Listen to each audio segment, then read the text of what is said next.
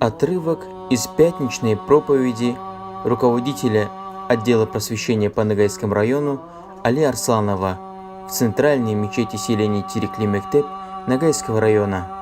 Те, которые пройдут весь этот трудный и тяжкий путь и со своими книгами деяний, в которых будут написаны только хорошие их деяния, он будет стоять перед вратами рая, и все, с кем он дружил ради Аллаха чистой дружбой, он не войдет в рай, он не зайдет в рай, не вступит, пока он каждого из них не вспомнит, кого любил он ради Аллаха. Будь то 1000 человек, или 70, или 1 человек, пока каждого он не вспомнит, он не войдет туда.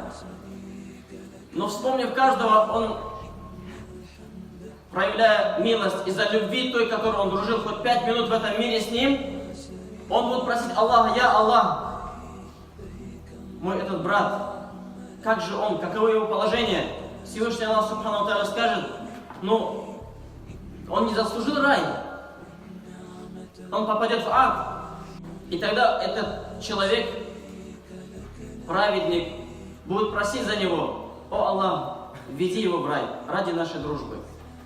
В этот момент, когда того человека ради этого, ради его любви и дружбы, того человека из ада будут вытаскивать, все обитатели ада начнут возмущаться: «О Аллах, наш Господь, за что его отсюда вытаскивать?»